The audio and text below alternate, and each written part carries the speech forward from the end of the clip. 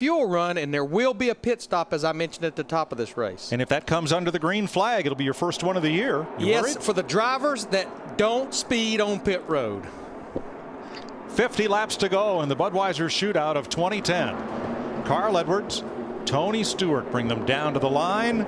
Green flag. We're back to racing, and Kasey Kahne gives Carl Edwards a pretty good shove toward turn one. I guess you could say that they're teammates. You know, they got a lot in common now. Both Fords. They got Roush Yates power, and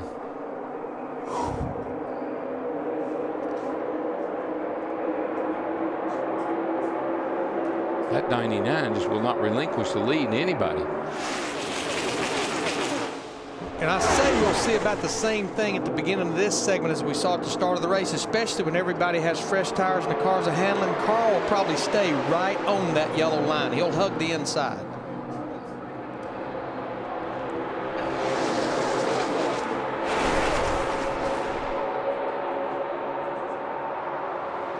Carl Edwards with the lead. Jamie McMurray trying now on the outside with help from Brian Vickers. Brian Vickers in that 83 car has been a great pusher. He's not been able to push himself to the front, but he's been doing a great job of pushing other cars up through there. Krista? Jamie McMurray, what he said during that break, he came in, he said, don't mess with it much. It's a little loose on the bottom, but it's fast. Whatever you do, don't change it. She's a little loose, all right, and loose is normally fast if you can hang on to it. He's trying to figure out a way to get by Carl. He may have just weaseled his way in there. He did. And he's going to get some help from that 9 car, Kasey Kahne. Kasey will not move up off the bottom. Ooh, McMurray is waltzing right now. Look at him. He's got his hands full. Well, he said he was loose on the bottom, and there he was on the bottom. But he's, I'll tell you, he is wheeling that car tonight. Edwards leads the lap, though. Not for long. McMurray and Kahne on the inside. Whoop, coming back. Dick? Kasey Kahne has really said nothing about the behavior of his race car other than to me during the break, and he said that the car was very good. That should be pretty obvious. He has come from the back, run up front all night long. Never won here at Daytona, but tonight he's got a great shot of it. Now he's in the middle. Yeah, he got stuck in the sucker hole as Stewart and Harvick moved to the bottom, the 14 and 29, and McMurray dropped to the bottom to pick them up. He saw him coming. He said, I'm going to get the push from you. Matt? Mike, during the break, Kevin Harvick said his car was great the first 15 laps, and then all of a sudden it started to go crazy loose, and it just kept getting looser. During the break, they found that he had a cut right rear tire. The only other adjustment he wanted, an old pair of gloves. He started out the race with a new pair, and it started cramping his hands. So he had his coach driver run back and get an old pair of gloves, and he's good to go. He says, if I can get this car to the front, we should be gone. It's a rocket ship. I don't reckon I've ever heard of that. Here comes McMurray, hook, line, and sinker to the lead. You know, I said it was going to be dancing with the cars. This is dancing with the wolves. These guys are hungry, man. They want to go. 2 car just went around the 11. I mean, squeezed between him and the wall. That was a big move.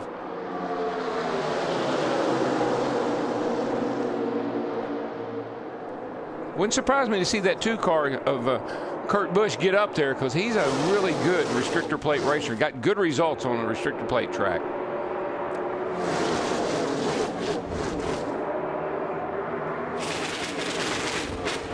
Good job, man. You're clear.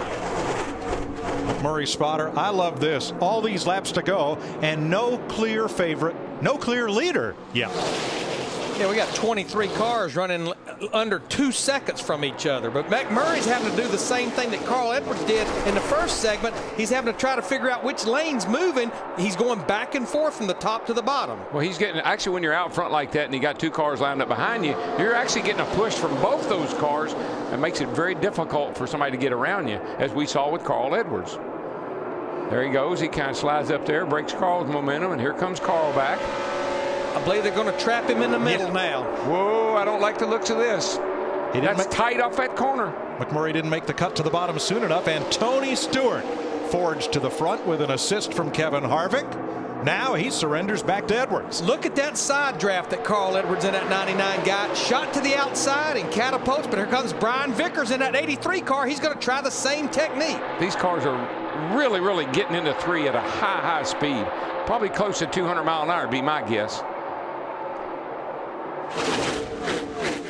Now we've only run 5 laps since they dropped the green flag for the second time tonight. What will these cars be handling like 25 laps from now? Not good. I mean, that's what separates the cars. Who can hold it wide open the longest? How many laps can you run holding it wide open? If you had a trace on it, the guys that can hold it wide open longer, the trace would be longer. That's the guys that just run off and leave everybody in the end. Dick, how about Brian Vickers? Well, as we got closer to that 25-lap break, Mike, Brian Vickers was on the radio telling his crew that the tires had gone away and the handling had gone with them. So we'll keep an eye on that number 83 and see how he does as we get closer to 25. Yeah, that's kind of the magic number, Doc. I mean, you know, somewhere around 15 to 25. Oh, got a car. Kurt Busch. Holy cow. Got tipped, slides to the grass. Caution is out. Hang on, hang on, hang on. He's in the fence. Sloopy. 5, clip this, guys. Thursday night in practice, Juan Montoya tipped Busch into the outside fence, a very, very hard hit. And tonight he does the 2,500-foot slide for life and gets into the barrier at a much slower speed. Let's see what happens here. Left side of your screen. He was squeezing up that outside. Ooh, he just... Mark was in the middle. I mean, wasn't it? Mark, where's Mark going to go? He can't go up, he can't go down. He was sort of in the middle. That was kind of strangers in the night there. And with the hood up over his windshield, Kurt Busch couldn't see where he was going. Tried to scrub as much speed off as he could. Yeah. Kurt is out of the car. He's okay, but look at this wild ride.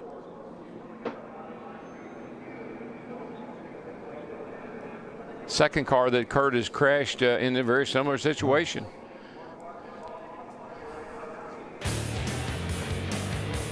Caution out as Kurt Busch finds his way into the barrier for the second time this week. I think Mark was trying to squeeze in behind him.